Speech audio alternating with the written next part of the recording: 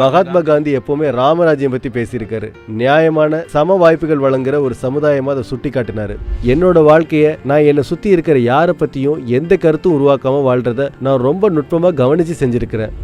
இந்த யோகா மையம் ஒரு விதத்துல ஒரு சமூகம். யாருமே உங்க மதம் என்ன, ஜாதி என்ன, எங்க இருந்து வரீங்க, உங்க அப்பா யாருன்னு கேட்கறது கிடையாது.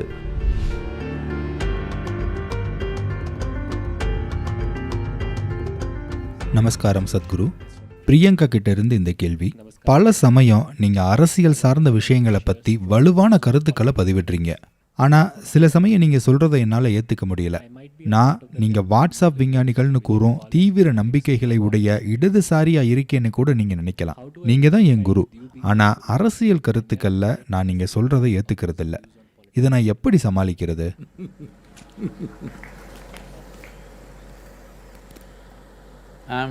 நீங்க கற்பனை செய்யக்கூடியதை விட நான் ரொம்ப தீவிரமான இடதுசாரியா இருக்கிறேன். ஆனா நான் பைத்தியகாரத்தனமான இடதுசாரி கிடையாது. மக்களுக்கு முன்னேற்றமோ சாத்தியங்களும் புறக்கணிக்கப்படுற அளவுக்கு நான் பைத்தியமா இல்லை. இடதுசாரியா இருக்கிறது அதுதான் நீங்க நினைச்சீங்கன்னா, நான் இடதுசாரியா இருக்கிறது அப்படி பார்க்கல. இடது சார்ந்து இருக்கிறதுனா எனக்கு சம வாய்ப்புகளும் நியாயமும் அதிகமா இருக்கிற நிர்வாகம். நான் அதிக சமமா நியாயமா நடத்துகிற நிர்வாகம்னு சொல்றேன். ஏன்னா முழுமையா சமமா இருந்து நியாயமா இருக்கிற சமுதாயம்னு எங்கேயுமே கிடையாது. இதுவரைக்குமே அப்படி நடக்கல. மக்கள் எப்பவுமே, மகாத்மா காந்தி எப்பவுமே ராமராஜ்யம் பத்தி பேசியிருக்காரு. நியாயமான சம வாய்ப்புகள் வழங்குற ஒரு சமுதாயமா அதை சுட்டி காட்டினாரு. ஆனா அங்க கூட நிச்சயமா ராமரோட மனைவி சீதையை எனக்கு நடக்கிற இது எல்லாமே அநியாயம் அப்படின்னு நினைச்சிருப்பாங்க. அவங்க வாழ்க்கை முழுக்க அப்படிதான் நினைச்சிருப்பாங்க. நிச்சயமா ராமருடைய குழந்தைங்க அவங்களுக்கு செய்யப்பட்டது முற்றிலுமா அநியாயமானது அப்படின்னு தான் நினைச்சிருப்பாங்க. நிச்சயமா அவருடைய வாழ்க்கையில பல்வேறு கட்டங்கள்ல ராமரே அவருக்கு செய்யப்படுறது அநியாயமானது தான் உணர்ந்திருப்பாரு. அதனால முற்றிலும் நியாயமா இருக்கிற ஒரு சமுதாயமோ முற்றிலுமா சரிசமமா நடத்துகிற ஒரு சமுதாயமோ இருந்ததே இல்லை. ஆனா பெரும்பாலான விஷயங்கள் நியாயமா நடக்குது. மக்கள் சரிசமமா இல்லாட்டியும் சரிசமமான வாய்ப்புகளாவது கிடைக்குது. அவ்வளோதான் நம்மளால உருவாக்க முடியும். இதை சொல்லிட்டேன். பிரியங்கா, நான் உங்களுக்கு இதை சொல்ல விரும்புகிறேன். நான் ஒரு அரசியல் கருத்தை கூட இது வரைக்கும் பதிவிட்டதே இல்லை. நான் என்னோட அரசியல் கருத்துக்களை வெளிப்படுத்தினா நீங்கள் மயங்கி போயிடுவீங்க. அதனால் நான் அதை வெளிப்படுத்துறதே கிடையாது. உங்களுக்கு சில நிதர்சனங்களை மட்டும்தான் சுட்டி காட்டியிருக்கிறேன். எது நிதர்சனங்கள் எது கருத்துக்கள் அப்படின்னு உங்களால் வித்தியாசப்படுத்தி பார்க்க முடியலன்னா அப்போ அது ரொம்ப பெரிய பிரச்சனை. ஒரு ஜனநாயக சமுதாயத்தில் மக்கள் தேர்வை விட உங்களோட கருத்து தான் புனிதமானதுன்னு நீங்கள் நினச்சிங்கன்னா உங்களுக்கு ரொம்ப அடிப்படையான ஒரு பிரச்சனை இருக்குதுன்னு அர்த்தம். நீங்கள் முற்றிலுமா எல்லாத்தையும் புரட்டி போடுற ஒரு புரட்சியை விரும்புகிறீங்க. இன்றைய உலகத்தில் முழுமையான புரட்சினா முழுமையான அழிவையும் குறிக்குது. ஆயுதங்கள் எடுத்து புரட்சி செய்யணும் அப்படிங்கிற கருத்துக்கள் 19ஆம் நூற்றாண்டையும் 20ஆம் நூற்றாண்டுடைய முற்பகுதியும் சேர்ந்தது. புரட்சிகளுக்கான காலம் முடிஞ்சிடுச்சு. நம்ம கிட்ட இருக்கிற ஆயுதங்களை வச்சு பார்த்தாலே இந்த புரட்சியாளர்களுக்கு ஆயுதங்கள் கிடைச்சதுன்னா, படை வீரர்களுக்கும் ஆயுதங்கள் கிடைச்சதுன்னா அழிவும் மரணங்களும் மட்டும்தான் நடக்கும், வேற எதுவுமே நடக்காது. ஆயுத புரட்சிக்கான காலமும் முடிஞ்சிடுச்சு. நீங்க தாமதமா வந்திருக்கிறீங்க. நான் இளமையா இருந்தப்போ நாங்க எல்லாருமே எப்பவுமே ஆயுத புரட்சி பத்தி தான் பேசணும். அது சாரு மஜும்தார், சோமுலு, ஆடம்பரமான கதைகளுடைய சமயம். அது நாங்க எல்லாரும் அங்க போய் சண்டை போட விரும்பினோம். ஆனா அதுக்கான காலம் முடிஞ்சு போயிடுச்சு. இப்போ நீங்க ஏதோ ஒரு மாற்றம் கொண்டு வர விரும்பினா குறிப்பா இந்த தேசத்துல ஜனநாயக செயல்முறையால மட்டும்தான் செய்ய முடியும். ஜனநாயக செயல்முறைனா 2 பேர் தேர்தலில் நின்னாங்கன்னா ஒருத்தர் ஜெயிப்பாரு ஒருத்தர் தோப்பாரு. இந்த விளையாட்டுல எல்லாம் இப்படித்தான் இருக்குது.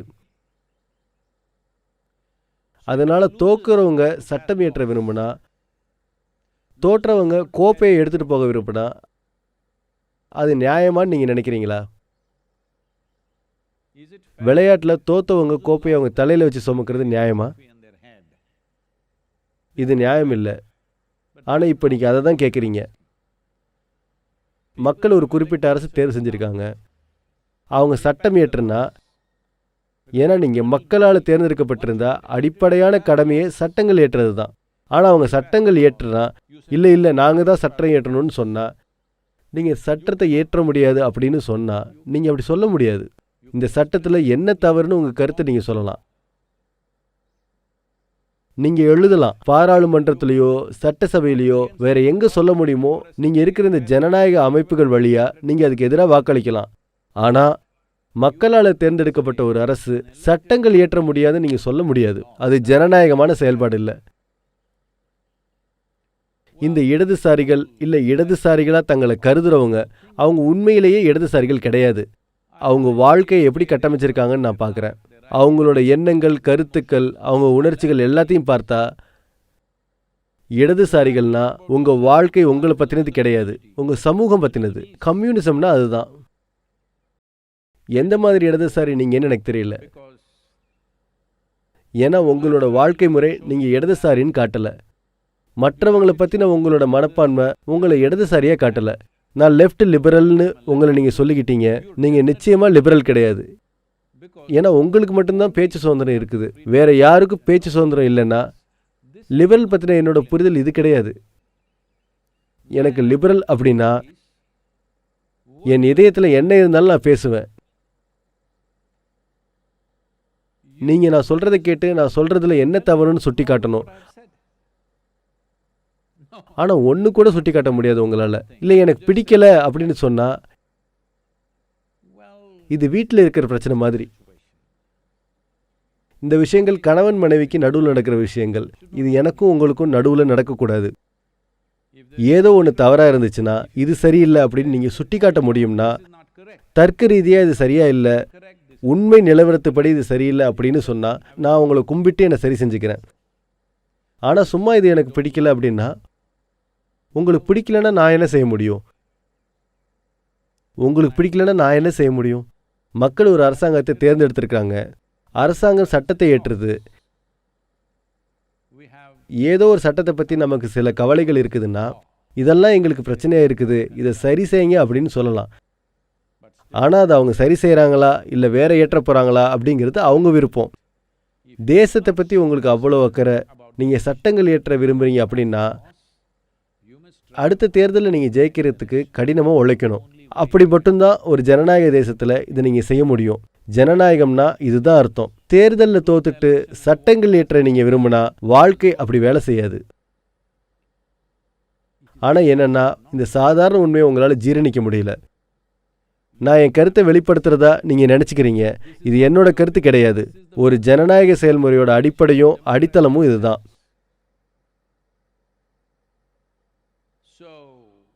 அதனால் நான் இதை தெருக்களுக்கு கொண்டு போகிறேன் அப்படின்னு சொன்னீங்கன்னா, போராட்டம் செய்கிறதுக்கு எனக்கு உரிமை இருக்குதுன்னு சொல்கிறீங்க. நிச்சயமாக போராட்டத்துக்கு உங்களுக்கு உரிமை இருக்குது. ஆனால் ஒரு பிரஜையுடைய வாழ்க்கைக்கு தொந்தரவு ஏற்படுத்துகிற உரிமை உங்களுக்கு கிடையாது. சாலைகளை மறிக்கிறதுக்கு உங்களுக்கு எந்த உரிமையும் இல்லை. நெடுஞ்சாலையை மறிக்கிறதுக்கு உங்களுக்கு எந்த உரிமையும் இல்லை. தண்ணியையோ மின்சாரத்தையோ துண்டிக்கிறது, வேற ஏதோ ஒன்று செய்யறதுக்கோ உங்களுக்கு உரிமை கிடையாது. யாருடைய வாழ்க்கைக்கும் உபத்திரவம் உருவாக்குறதுக்கு உங்களுக்கு உரிமையே இல்லை. உங்களுக்கு போராடுறதுக்கு உரிமை இருக்குது. நீங்கள் அனுமதி கேட்கணும், உரிய இடம் பார்க்கணும், அங்கே உட்காந்து நீங்கள் போராடிக்கலாம்.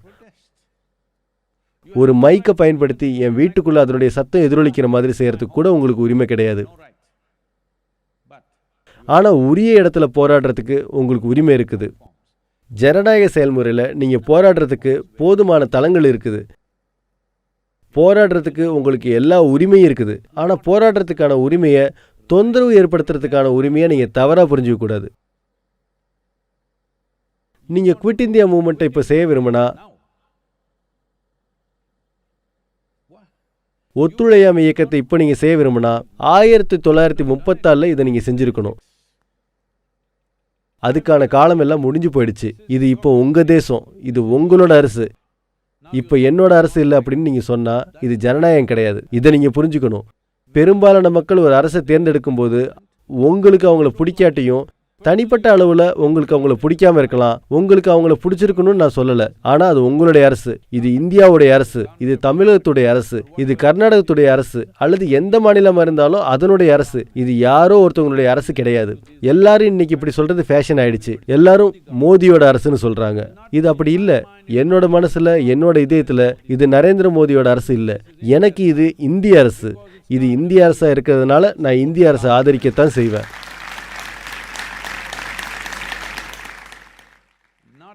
நான் யாரோ ஒருத்தவங்களோட ஃபேனாக இருக்கிறதுனாலையோ, நான் ஏதோ அரசியல் கோட்பாட்டை ஆதரிக்கிறதாலையோ இது கிடையாது.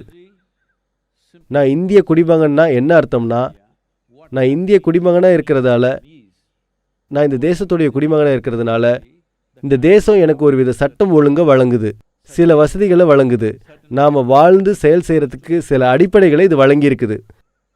அதுக்கு நான் தலைவணங்கி அரசு சட்டப்படி என்ன சொன்னாலும் நான் அதை பின்பற்றுவேன். அதுக்கு நான் கட்டுப்படுறேன் அப்படின்னு நான் சொல்கிறேன். ஏன்னா அதுதான் சட்டம். நீங்கள் உருவாக்குற சட்டத்தை நான் ஏற்றுக்க மாட்டேன் அப்படின்னா, நீங்கள் ஏற்றுக்கலைன்னா உச்சநீதிமன்றமோ ஏதோ ஒரு நீதிமன்றமோ இருக்குது, அங்கே நீங்கள் போகலாம். எப்படியும் சட்டத்துக்கு புறம்பாக இருந்தால் நிச்சயமாக அது செல்லாமல் போயிடும். ஆனால் சட்டப்பூர்வமாக இருந்தாலும் அது உங்களுக்கு பிடிக்கலைன்னா நீங்கள் அடுத்த தேர்தலில் ஜெயிக்கணும். அதுதான் ஒரே வழி. இந்த 5 ஆண்டுகள் வேலை செய்கிறதுக்கு, உழைக்கிறதுக்கு உறுதியேற்று எப்படியாவது அடுத்த தேர்தலில் ஜெயிக்கணும் அப்படின்னு உங்களுக்கு உறுதி இல்லை. ஆனால் வீட்டில் உட்காந்து உங்கள் வாழ்க்கை முழுக்க மது அருந்தி சாப்பிட்டுட்டு இருக்கணும்னு விரும்புகிறீங்க. ஆனால் அரசாங்கம் செய்கிற எல்லாத்தையும் நீங்கள் எதிர்த்து போகிறான்னா, ஒன்று சொல்கிறேன், இந்திய அரசு பற்றின என்னோட மனப்பான்மை, இந்த தேசத்தை யார் ஆண்டாலும் எனக்கு அது ஒன்றா தான் இருக்கும். ஏன்னா என்னை பொறுத்தவரை இந்திய அரசு தான் தேசத்தை ஆளுது. மோடி அரசோ மன்மோகன் சிங் அரசோ வேற யாரோ ஒருத்தவங்களோ அரசு ஆளலை. என்னோட மனசில், என்னோட இதயத்தில் இது இந்திய அரசு. நான் நிச்சயம் இந்திய அரசுக்கு ஆதரவு தருவேன். இது உங்களுக்கு பிடிக்கலன்னா உங்களுக்கு ஜனநாயக செயல்முறை பிடிக்கலன்னு அர்த்தம். அப்படின்னா நீங்கள் பிரதம மந்திரி ஆகணும். முயற்சி இல்லாமல் அப்படி ஆகணும். அதுக்கு என்ன தகுதி உங்ககிட்ட இருக்குது? ஒரே தகுதி. நான் சொல்கிறது உங்களுக்கு பிடிக்கல. உங்ககிட்ட இருக்க ஒரே தகுதி அது மட்டும்தான். இப்போ உங்களுக்கும் எனக்கும் இடையில ஒரு குருவா நீங்கள் நான் சொல்கிறத கவனமாக கேட்கணும்.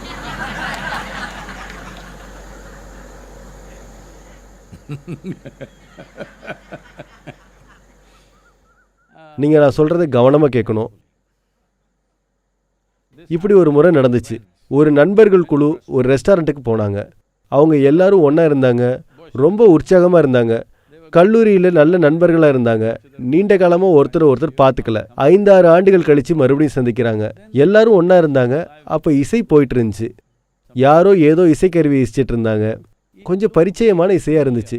எல்லாருக்கும் அந்த இசை என்னன்னு தெரியும், ஆனால் பேர் சட்டுன்னு நினைவுக்கு வரல. அதனால் வெயிட்டரை அழைச்சி அங்கே போய் என்ன இசை இசைக்கிறான்னு கேட்டுட்டு வர முடியுமான்னு கேட்டாங்க. அந்த வெயிட்டர் போயிட்டு திரும்பி வந்து இது வயலின் அப்படின்னு சொன்னார்.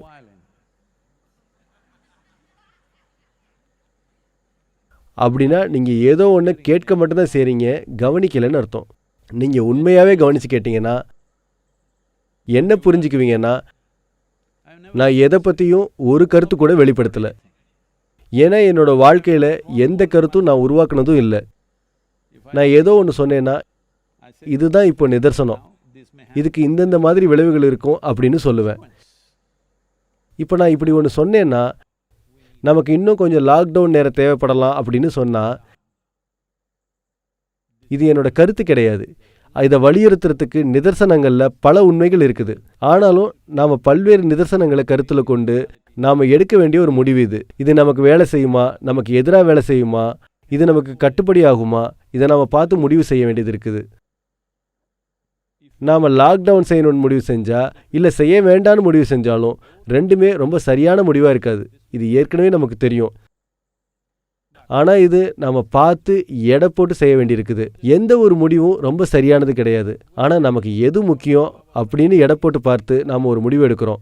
அது என்னோட கருத்து அப்படின்னு நீங்கள் நினச்சா, ஒருவேளை இன்னும் அதிக வாரங்கள் லாக்டவுன் தேவைப்படலாம் அப்படின்னு நான் சொன்னால், ஓ இது உங்கள் கருத்து, எங்களுக்கு இது பிடிக்கலை அப்படின்னு நீங்கள் சொன்னால், இது என்னோட கருத்து கிடையாது. இந்த லாக்டவுனை நீக்கிறது ஒரு வாய்ப்பு, இந்த லாக்டவுனை நீட்டிக்கிறது இன்னொரு வாய்ப்பு. இதனால் நமக்கு என்ன கிடைக்கும், என்ன இழப்புகள் ஏற்படும் அப்படிங்கிறத நம்ம எடை போட்டு பார்க்கணும். இதில் சாதகமானது பாதகமானதுன்னு நம்ம எடை போட்டு ஒரு முடிவுக்கு வரணும். எப்போவுமே ஏதோ ஒன்று நம்ம விட்டு கொடுப்போம். எப்போவுமே இதை பற்றி விவாதம் செய்யலாம். நான் நினைக்கிற ஏதோ ஒன்று நீங்கள் அப்படி இல்லைன்னு நினைக்கலாம். ஆனால் ஏதோ ஒன்று பற்றின என்னோட கருத்துக்களை நான் உறுதிப்படுத்துறது பற்றி கிடையாது. இது குறிப்பாக தேசத்தில் நடக்கிற கலக்கமான இந்த அரசியல் நிகழ்வுகளில் யாரும் ஒரு கருத்தை உருவாக்குறது ரொம்ப கடினம். ஆனால் நீங்கள் இதை புரிஞ்சுக்கணும். என்னோட வாழ்க்கையை நான் என்னை சுற்றி இருக்கிற யாரை பற்றியும் எந்த கருத்தும் உருவாக்காமல் வாழ்கிறத நான் ரொம்ப நுட்பமாக கவனித்து செஞ்சுருக்கிறேன். என்னை சுற்றி 20-25 வருஷங்களாக வாழ்கிறவங்கள பற்றி கூட இன்னைக்கு வரைக்கும் எனக்கு எந்த கருத்துக்களும் கிடையாது. இன்னும் அவங்கள இன்னைக்கு எப்படி பார்க்குறேன்னா, அவங்கள நான் புதுசாக உள்ளது உள்ளபடி அப்படியே பார்க்குறேன். அவங்க எனக்கு பல விஷயங்களாக இருந்திருக்கிறாங்க. பல நேர்மையான விஷயங்கள், சில எதிர்மறையான விஷயங்கள், பல விஷயங்களாக எனக்கு அவங்க இருந்திருக்கிறாங்க. ஆனால் இன்னைக்கு அவங்கள பார்த்தா இப்போ எப்படி இருக்கிறாங்களோ அப்படி தான் நான் பார்க்குறேன். அந்த அடிப்படையில் அந்த சூழ்நிலையில இருந்து என்ன வருதோ அது வருது. இதுக்கு சொல்ல முடியாத ஒழுக்கமும் உள்நிலையில் வேலையும் செய்ய தேவையாக இருக்குது. எந்த கருத்து உருவாக்கம் இருக்கிறதுக்கு இது அவசியம். அதனால் உங்களுக்கும் எனக்கும் இடையிலான ஆன்மீக பரிமாணத்தை பொறுத்தவரையில் நீங்கள் கவனமாக கேட்கணும். சும்மா கேட்குறதில்ல. என்ன இசை போயிட்டுருக்குது அப்படின்னு கேட்டால் நீங்கள் வயலின்னு சொன்னால் நான் பியானோ இல்லை வேறு ஏதோன்னு நினச்சிட்டேன்னு நினைக்கிறீங்களா? இல்லை. அதனால் எப்படி நீங்கள் எந்த அளவு இடதுசாரின்னு எனக்கு தெரியல. ஆனால் நான் ரொம்ப தீவிரமான இடதுசாரி. இந்த யோக மையம் ஒரு விதத்தில் ஒரு சமூகம். இது ஒரு கம்யூனிஸ்ட் அமைப்பு தான். யாருமே உங்ககிட்ட எவ்வளோ பணம் வச்சுருக்கீங்கன்னு கேட்குறது இல்லை. யாருமே உங்கள் மதம் என்ன, ஜாதி என்ன, எங்கேருந்து வரீங்க, உங்கள் அப்பா யாருன்னு கேட்குறது கிடையாது. உங்களுக்கு அப்பா இருக்காரான்னு கூட எங்களுக்கு அக்கறை கிடையாது. ஒருவேளை நீங்கள் அவங்கள ஒருத்தராக இருந்தீங்கன்னா சொல்கிறேன். நீங்கள் அதுவாக இருந்தாலும் எல்லாத்தையும் நடத்துகிற மாதிரி தான் உங்களையும் நடத்துவோம். ஒருவேளை நீங்கள் எழுந்து விசேஷமான சில குணங்களை வெளிப்படுத்தினா அதையும் நாங்கள் கௌரவிப்போம். ஆனால் மற்றபடி நீங்கள் மேலே இருந்து வந்தாலும் உங்களை அதே மாதிரி தான் நடத்துகிறோம். இது இடது சார்பாக இல்லை அப்படின்னா வேற என்ன அப்படி இருக்க முடியும்? இது முற்றிலும் இடது சார்பு உடையது. நீங்கள் அப்படி வாழ்கிறீங்கன்னு எனக்கு தோணலை. நிச்சயம் நீங்கள் உங்களுக்குன்னு ஒரு தனி வீட்டில் வாழ்வீங்க. ஆனால் இடதுசாரி தத்துவம் பேசுவீங்க. ஆனால் யாரோ ஒருத்தவங்க உங்ககிட்ட உங்களோட ஃபோன் இல்லாத ஒருத்தவங்க கிட்ட கொடுக்க சொல்லி கேட்டால் முழுசாக கொடுக்கறத விடுங்க. ஒரு நாள் விட்டு ஒரு நாள் உங்கள் பக்கத்து வீட்டுக்காரர் கூட பகிர்ந்துக்கோங்கன்னு சொன்னால் கூட ஏன்னா அவர் உங்கள் கட்சிக்காரர்னு வச்சுக்கலாம். அப்படி நீங்கள் செஞ்சு பார்த்தா முடியாது. இங்கே அந்த மாதிரி விஷயங்கள் முயற்சி இல்லாமல் நாங்கள் செஞ்சிட்ருக்குறோம். அதனால் இதுக்குள்ளே எல்லாம் நுழையாதீங்க. எப்படியும் ஆன்மீக பாதைக்குள்ளே நீங்கள் நுழைஞ்சிருக்கீங்க. அதில் தடம் பெறலாமல் இருங்க. இடது பக்கம் போய் விழுந்துடாதீங்க. இல்லை வலது பக்கம் போய் விழுந்துட வேணாம். நான் வலது சரியாக நீங்கள் நினைக்காம இருந்தால் நல்லாயிருக்கும்.